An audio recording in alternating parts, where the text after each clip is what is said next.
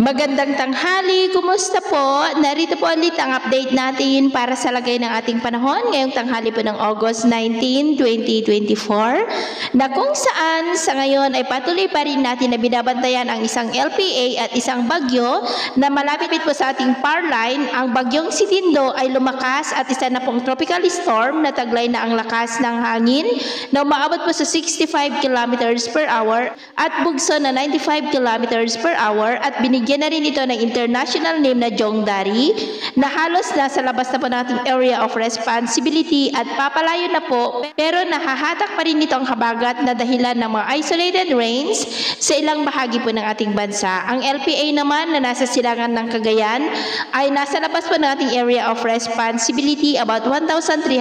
km east ng Santa Ana, Cagayan. Mababa pa naman ang tsansa nito na maging bagyo for the next 2 to 3 days,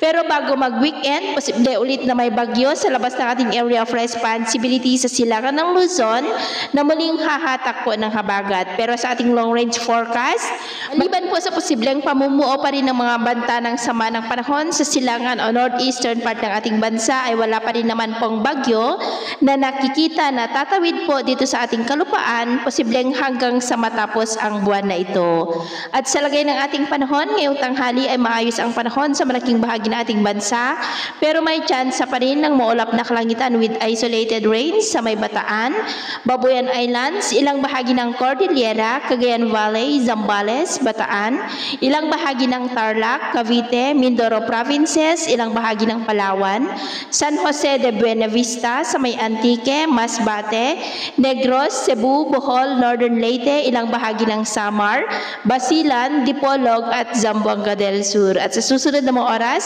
ay mas maraming lugar ulit ang makakaranas ng mas maulap na kalangitan with isolated light to heavy rains sa ilang bahagi ng Ilocos Region, Cordillera, Cagayan Valley, ilang bahagi ng Central Luzon, Metro Manila, Calabarzon, Bicol Region, Mimaropa, Panay Island, Negros, Cebu, Bohol, Leyte, Basilan,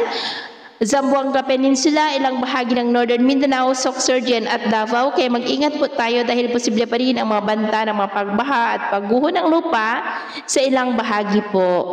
At sa atin naman pong mga baybayin, wala naman po tayong nakataas na namang gale warning signals, pero iba yung pag-iingat lamang po kung papalaot tayo para po mas makaiwas sa mga sakunang pangkaragatan. So yun po ng latest update natin sa araw na ito. At ako po muli si James na nagsasabing sa kahit anong pagsubok po na darating sa ating buhay, huwag po tayong mawawalan ng pag-asa. Thank you and God bless.